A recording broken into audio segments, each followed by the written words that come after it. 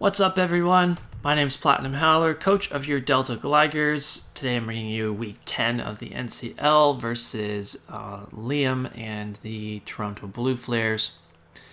You can see his team over on the right side of the screen. He currently is 6-3. I believe how the standings are shaping out right now is there's Lux, he's number one. There's nobody touching him. And then right now I am number 2, alone in second place with a 7-2 record. And then there are 4 people tied at 6-3, third through 6th. And Liam, I believe, has the lowest differential among those teams that are tied. So he currently sits in 6th. Very high likelihood of making the playoffs, but if he has a bad last 3 weeks, then there's a chance he might not make it. So, but I think that he has a very good chance of making it. So this build is, I wanted to try to think a little outside the box with this build, like as much outside the box as I reasonably could. So try to bring some mons that I haven't brought as much as maybe I would have liked in recent weeks, and also trying some different things. So one of those different things is Scope Lens Sniper Drapion. I've had Drapion in like PCLD League and this league, and never once have I brought any other ability besides Battle Armor. Well, here we go. Here's Sniper Drapion. So Cross Poison and Night Slash are 2 high crit ratio moves. Couple that with Scope Lens, and that means that those attacks have a 50% chance to crit, and when they do crit, they're going to be doing 2.25 times the usual damage. So they're going to be hitting very hard. They're going to be hitting harder than if I were to set up a Swords Dance. So, yeah, we're going to try to get some crits against things like Clefable and everything. We're going to get crits against everything. Although we do have Fire Fang and Ice Fang, and those moves, they're not high crit moves. So they're only going to have a 12.5% chance, a 1 in 8 chance of critting. So we hope to put this Drapion in positions where we can hit things with its stab moves that are high crit moves as often as possible. This Hatterene set, I think, is actually pretty good. We can substitute up, like this, the thing that this is meant to come in on is Gastrodon, so it can magic bounce the Toxic back onto Gastrodon. We can sub in front of it. If we Mystical Fire and drop his special attack by 1 stage, then he cannot break our sub with uninvested Earth Power. And we can keep the sub up and Giga Drain back a whole bunch of damage from him, a whole bunch of HP from him. Leftovers is also going to help us keep us nice and healthy as well. And then Draining Kiss for additional recovery on top of Giga Drain. And of course, if we can be behind a sub facing Mega Scizor, then that's going to be really nice, because we can probably destroy that thing with a quad effective Mystical Fire.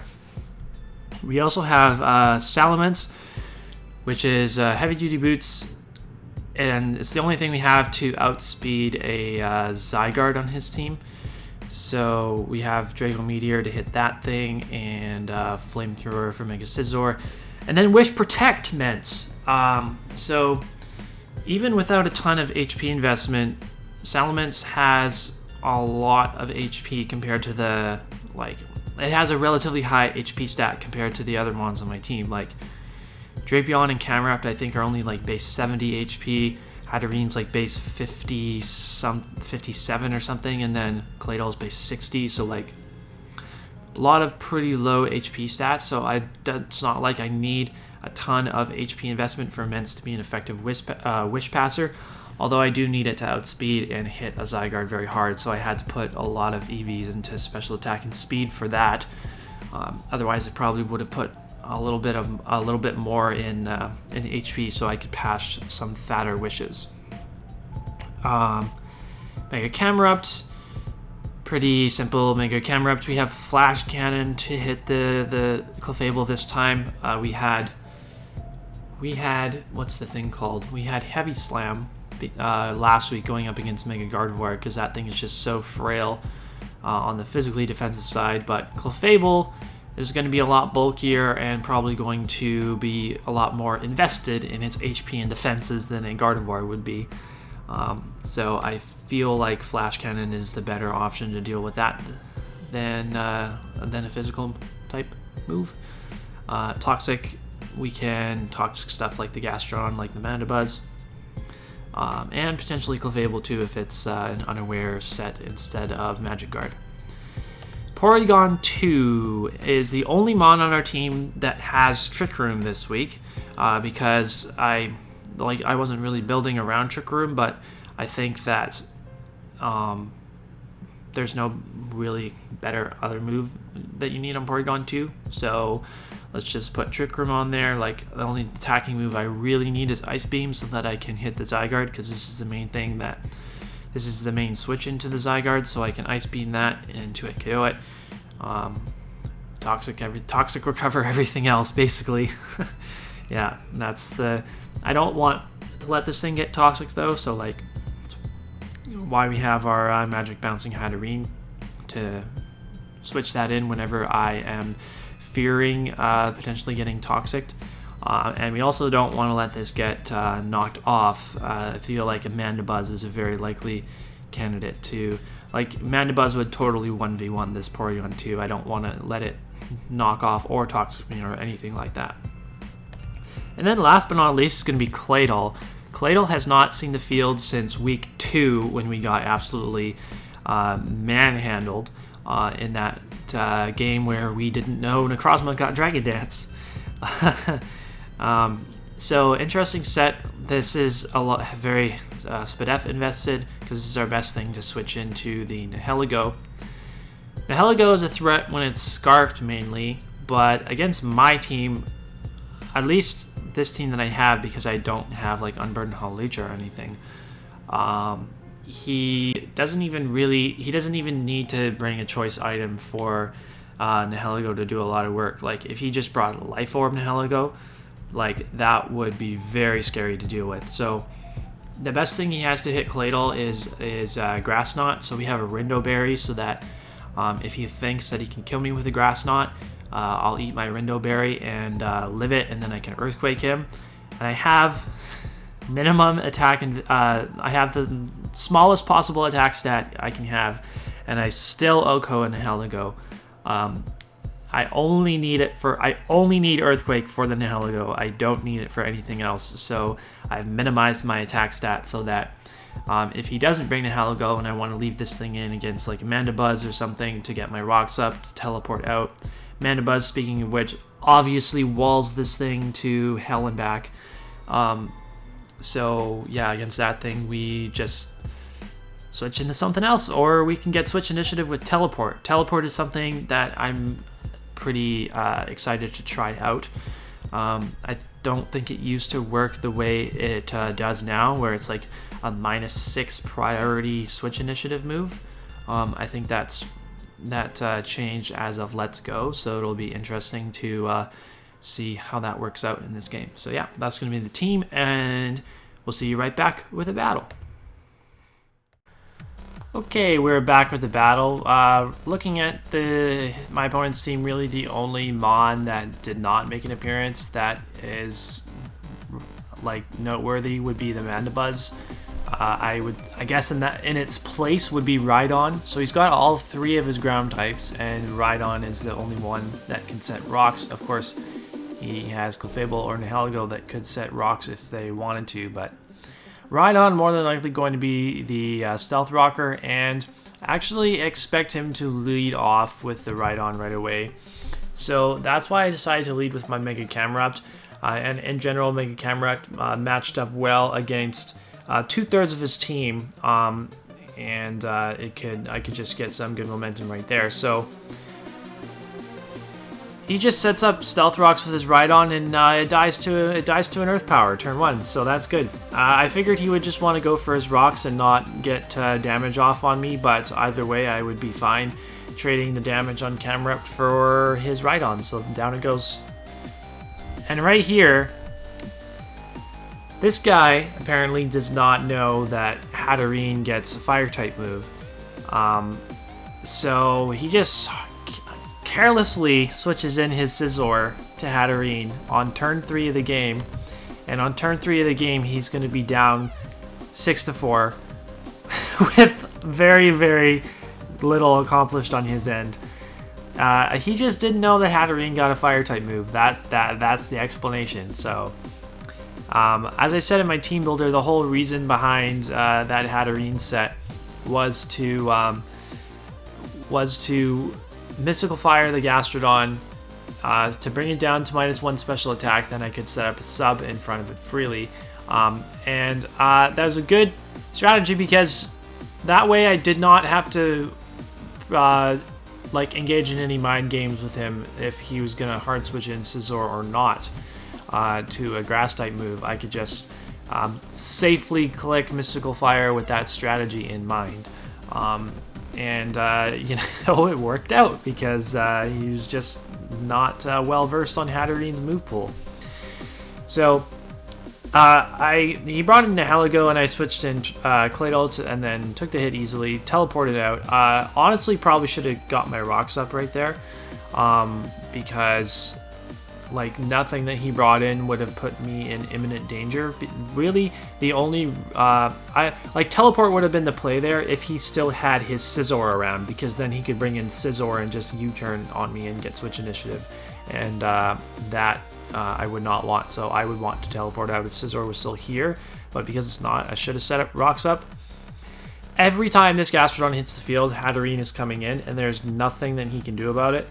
I don't care if he tries to predict the Hatterene coming in and then pulls a double into like Nihilego or something. I'll just go out and my Claydol every single time. So I went for Mystical Fire here to do some scouting to see what I'm pretty sure I can't beat this. Like this Hatterene versus Clefable situation is pretty much a stalemate. So I went for Mystical Fire to reduce his special attack as he went for Moonlight, revealing that he is an unaware set, because you don't run Moonlight on a Magic Guard set, you run Soft Boiled. So I can get my Camerupt in now to basically throw off a free Toxic, knowing that he is unaware Clefable instead of Magic Guard, and the Gastrodon comes in to take that Toxic, and once again, Hatterene is the switch in to Gastrodon. He goes for Toxic this time, but Magic Bounce, you know, it's not working because he's already Toxic. Honestly, don't know why I went for Mystical Fire here. I guess I was expecting him to switch out into... I was kind of expecting a switch into Nihilego, but I guess he wasn't aware at the time that I didn't have a Psychic type move on this set, because I hadn't yet revealed Sub, and I hadn't yet revealed Draining Kiss either, so... yeah, I guess he didn't want to risk bringing Nihilego in against Hatterene at any point. So I get my Drapion in against the Clefable. I feel like I have nothing to lose but clicking an Ice Fang there and seeing if he wants to bring in Zygarde. Because on this next turn I can just knock him out with a Cross Poison anyway, right? 50% chance worked out perfectly right there. So Clefable goes down, Nihilego is going to come in, pick off the Drapion with the Power Gem, the Drapion that I no longer need, so no sense in letting Claydol take any extra damage that it doesn't need to at this point. I have to click Earthquake because if I didn't click Earthquake and he has Grassdon and is not Choice, then I would just lose. So yeah, Earthquake is the play. And right here, he no longer has the aromatherapy from his Clefable, so I feel like if I get this Gastrodon Toxic, then I'm in a very, very, very solid spot to win this game. So I pivoted in Porygon 2, predicting him to go for Scald, and I traced a Storm Drain and I'm immune to the hit. And then I thought he would maybe want to go for a Toxic, so I doubled into Hatterene, but he just went for Earth Power just to get the damage. Thankfully, Hatterene's bulky enough to take the 2 hits, and I can Giga Drain to knock out the Gastrodon. I no longer need my Hatterene anymore, so you can bring in the Heligo in. So you can bring the Heligo in again and claim another kill. Once again, my play is to just go into Claydol and click Earthquake to make sure the Heligo doesn't get out of hand. Yeah, it does nothing to the Zygarde because I am min attack, because I was prepping for Claydol to potentially eat a hit from Foul Play Mandibuzz, which didn't even come. That's kind of silly. It was kind of silly prep in the end on my part. So I have a pretty easy switch in Porygon 2 now. I'll just set up a Trick Room and recover all of that health that I lost. This Zygarde has nothing for me. He's just weakening himself to Life Orb, and I can now knock him out with an Ice Beam. Now, I want to explain this series of plays because there was a very specific reason. I could have just gone into Claydol on this turn and clicked Earthquake and not have to extend this game by like 3 or 4 turns. But the reason why I made these plays, I went for Ice Beam to break Nihilgo's Sash if it were actually a Sash set. And that's why I say that I should have gone for Rocks with Claydol, because if he were Sash Nihilgo, I would have broken his Sash, and I wouldn't have been in this awkward position had he actually been a Sash Nihilgo. He's clearly choiced Scarf because he's just been using one move over and over and over again. But if for whatever reason he wasn't choiced and he was actually sashed, then I needed to break the Sash before I could go into Claydol, because if he predicted a switch into Claydol and went for Grass Knot, 2 Grass Knots could potentially knock me out from the range that I was at, and then I would just lose because I don't have anything to outspeed Nihilgo, and he'd have his Beast Boost. Like, Porygon could eat hits from it, maybe, but it can't do any damage to it in return because it has useless Toxic in its moveset instead of something like Psyshock, which I probably should have had in hindsight. But yeah, that's the reason why I dragged the game out by like 4 turns or something like that. Guaranteed win. Okay, guaranteed win. You always go for the guaranteed win. So good game to Liam. I guess I don't really know what he goes by, to be honest. I'll just call him Liam. Most people seem to call him Liam. Yeah, so he was one of the 6-3 teams, so obviously he lost, and the 3 other 6-3 teams also all lost this week. So that means we are alone at 8-2 in first place in the league, and we have a 2-game lead on everybody else.